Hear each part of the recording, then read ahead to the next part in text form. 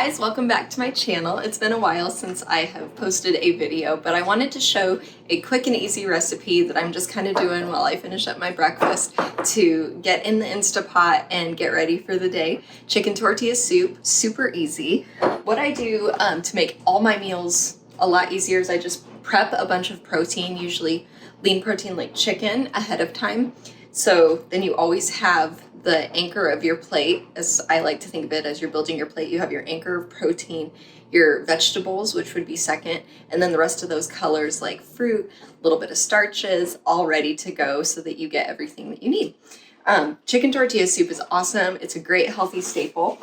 One of the other things I do to cheat my way into making it easy is buying this seasoning blend. They have it, oh, let me see if it'll blend. Oh, there we go. You can get this almost anywhere. These were actually from the dollar store, but they have them at almost any grocery store. And so I'm just gonna hit saute on my Instapot and put this in. That's no prep work, no cutting.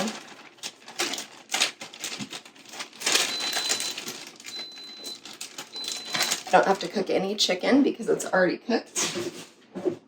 So after that sautés up, all I have to do is add my chicken, my seasonings, my cut up tortillas, which evidently I drop on the floor.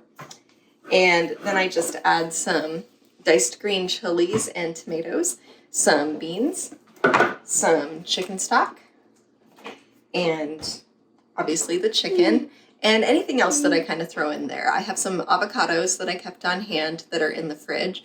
So tonight when I serve it up, I'm gonna get the cilantro, the avocados, the light sour cream, and all of the toppings, and it'll just be a really awesome thing to have on hand. So now we've got the Instapot simmering. It's been so long that he was, I think, a baby last time I filmed a YouTube video. And as you can see, he is almost 2. But he's a great excuse not to be on here. He keeps me super busy. We've still been personal training. I have an app for any of you guys that are longer distance that are interested in training with me. It allows me to FaceTime. It allows me to do assessments, to keep track of your workouts in real time. So that's really awesome for all of my long distance people. So here we go. We got our seasoning blend going. Just sauteing that up. It's actually looking pretty good here. Okay, baby, I'm gonna put you down.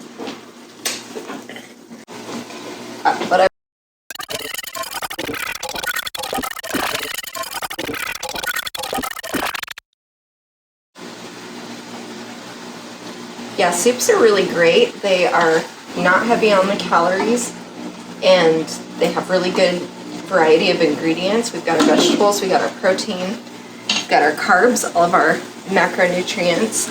We've got a lot of fiber. I just dump them all in. And for seasonings, I do sea salt, a little cumin, a little chili powder. Just pinch it right in there. This takes me literally no time at all. I can just set it and forget it and come back to a meal being done, which is what we're all about here. Healthy, easy.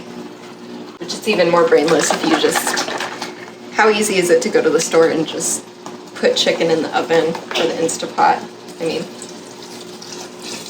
if you don't want to do that, you could buy a rotisserie chicken. Big fan of that.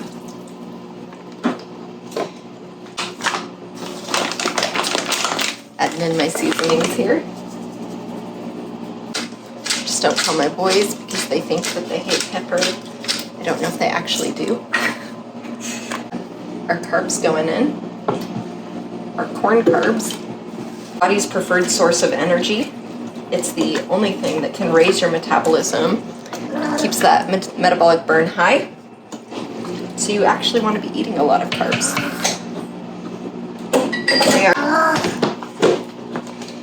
And you definitely should be eating your veggies too. All right, so we have all our ingredients in there, and the lid's gonna go on.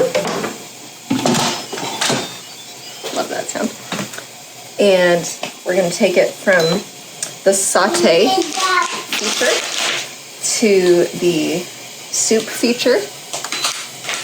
Make sure that it's up. And then it's just going to cook and simmer, and I will be right back when it's done. All right, so the pot went off. It has naturally depressurized. So it's been simmering for quite a while, and we'll see how it's doing. Oh my gosh, this looks so good. Okay, let me see if I can. I know it looks a little mushy, but this is how I love my tortilla soup. So I have pre-measured here. This is just something you can do to make it a little lighter.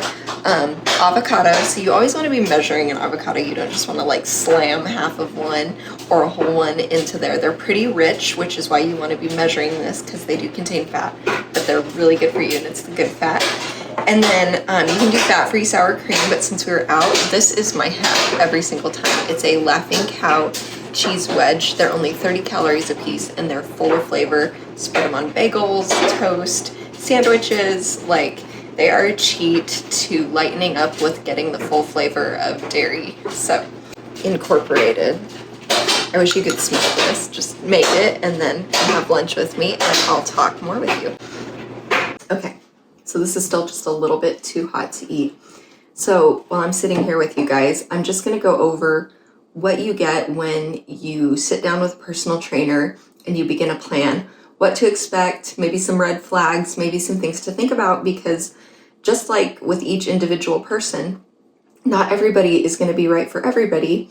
So not every personal trainer is going to be a great fit for what you and your needs are. Just off the top of my head, some things to think about would be, what does your personal trainer specialize in? I think it could be a red flag if your personal trainer just says, oh, I work with everybody, which can really be the case, but they might be a little newer if they're saying, oh, I just work with everybody and I can make a plan for everybody, because as personal trainers get more experience, they kind of find a niche of people that they really have a passion and an expertise about. Like maybe it's the elderly, or maybe it's people with disabilities, or maybe it's just postpartum moms or athletes or people who need extreme weight loss. So while a personal trainer can work with a variety of people, I would say that usually they have one area of expertise that is one or two areas of expertise that is their passion. So that's definitely something to look into with your personal trainer. Another thing that you want to make sure of is that they are a certified personal trainer and not just a health coach. If you want to, depending on what you want, I should say, because health coaches are not the same as personal trainers. I always kind of try to give this example. It's not that your aunt can't cut your hair, and it's not that she doesn't have experience and might not be good at it, or that it might not turn out. But are they licensed like an esthetician? No, they're not. And that's the same with health coaches and personal trainers.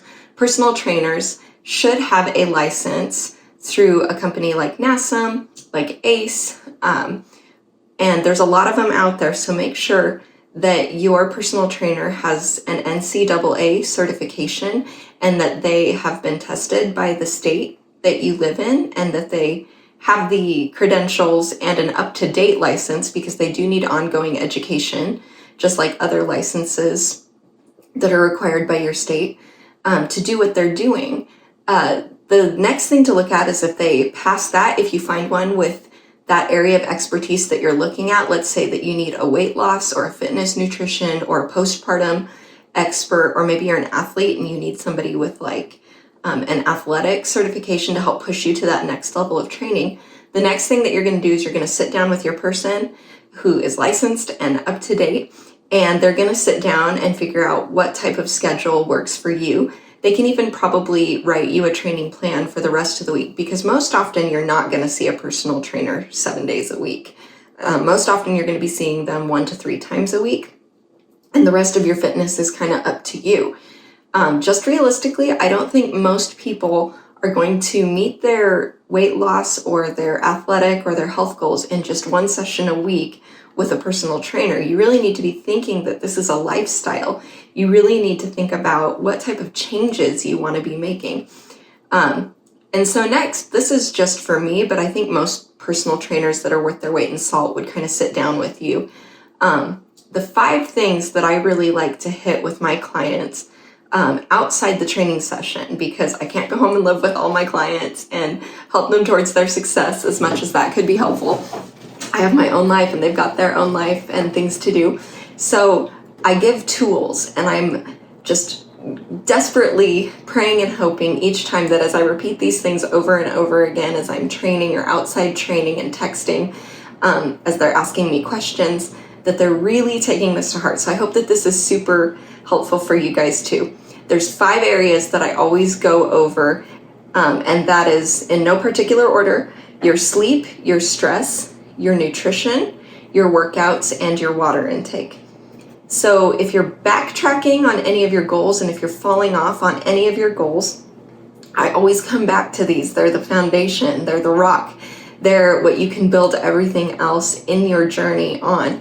So sleep, you need 7 to 9 hours, depending on your body, of sleep a night. There's very rare, like I'm talking 3%, guys, of people who can actually sleep less than that and function. And while we can do it, just because you can doesn't mean you should, and it doesn't mean your body is not punishing your goals because you're not giving it what it needs. The second is your stress. If you're chronically stressed, your body is probably not going to do everything that you want it to do. So it's not just a nice idea to not be stressed. It's vital for your health that you learn how to manage your stress. Certainly exercise plays a part in that. Certainly you do get the serotonin and the endorphins and all of the good cocktail of hormones. Exercise is magical. It literally changes your brain as you do it. So I really think that for nothing else, for your mental health, you need to be working out. Helps you manage your stress. But if your workouts aren't cutting it, then try some different things like stretches and breathing and therapy and all of the things that are available to us. There's no shortage of resource available to you to learn how to manage your stress. So sleeping will help, exercising will help, and then other stress management techniques will help. The next one is nutrition. Oh my goodness, like 80% diet, 20% training. You absolutely cannot out exercise a bad diet.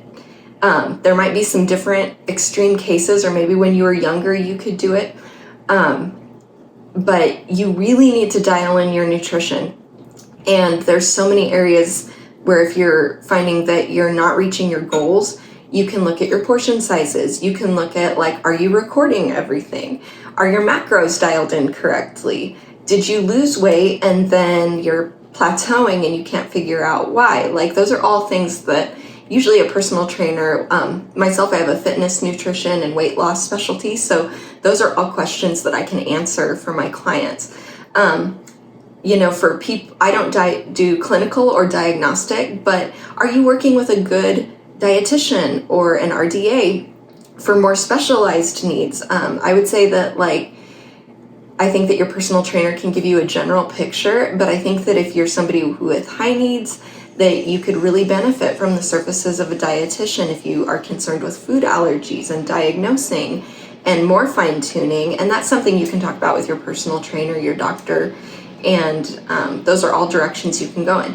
The next one is probably the main reason people hire personal trainers, and that is for the workouts. So the next 4th thing that I look at is your workouts. If you're doing the same routine over and over again and it's easy for you, you really aren't going to see the results you want. Your workouts should always be challenging no matter what level you are, and you should be continually challenging yourself, and we are not good at challenging ourselves, and so we often need to have somebody help us challenge ourselves to do the things that we don't want to do. And that's where personal trainers really do come in, and where they get their reputation of a little bit more, and your muscles are on fire. But would you do that if you were just using an app, or if you were just working out with a video, or if, would you do that? That's a really good question. And I think that if the answer is that you wouldn't challenge yourself, that your form wouldn't be correct, that hiring a personal trainer would be a really good idea for you. So that's my thoughts on that. And the next one, well, it's probably the most important. The 5th one is your water intake. You need at least half your weight in ounces of water. So take what you weigh, divide it in 2. That's how many ounces of water you need. every single day. So if you're not getting that, that's probably the number one thing, because if you're not drinking enough, you're probably overeating. Your body is not able to flush out all the things that it needs to flush. And it always cracks me up. People want to go on detoxes, they want to this, and that. And the first thing it says is to drink a lot of water, and it tells you how many, and it's usually about half your weight in the average person's body weight of ounces. And so that just cracks me up. It's like, oh, you're detoxing by drinking water. Good for you. I mean, I don't know. I just think it's kind of hokey, and I think people should be drinking the water anyway, and you will feel so much better. Your head will clear up so much. Your skin will look amazing. Like, if you're hydrated, so many amazing things will happen. So just to recap, sleep, stress, nutrition, workouts, water. Make sure that your person that you hire, if you want to hire a health coach, that's great, but I would really recommend getting a certified personal trainer, asking what their specialty is, and making sure that they're not always pushing a ton of supplements on you, or that you don't have to buy a ton of stuff. I mean, literally, maybe I'm more simple-minded, but I think supplements are a great addition, but I think that the concrete work is really going to be in the work that you put in the gym.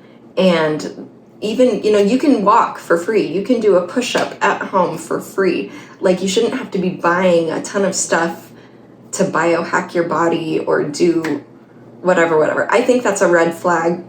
If you like that type of thing, I mean, there are personal trainers who certainly do that, and they probably get a kickback through whatever nutrition program they're using. But yeah, I just disagree. I think it's good old-fashioned hard work, good old-fashioned elbow grease, good old sleep, good old water, good old watching your portion sizes and your calories, and reaching your goals the hard work and old-fashioned way. So I hope this was a helpful starting point for you in what to look for when you're thinking about personal training. You're not sure where to start on your fitness journey. I think a great free resource just to start you off would be MyFitnessPal. It's kind of the golden standard. It's been for a long time. So yeah, just start there. I can't say that it would be 100% accurate. You would always want to check with your doctor, your dietitian, even have your personal trainer, if they're specialized, maybe look over what you're eating and how much you're training. But that's a great free resource to get you started and at least build an awareness of what you're eating, and make sure you're recording every little thing. Make sure that you're upping your weight or upping your weight or lowering your weight, updating is what I'm trying to say. So these are all just great places to start for free before you actually pay to hire someone. And then hopefully these tips, you can dial in yourself to make sure that all of your hard-earned money is going towards good results and good payoff. So thanks for listening. Thanks for being here with me and having lunch with me. I hope that this was helpful, and I will see you back here later.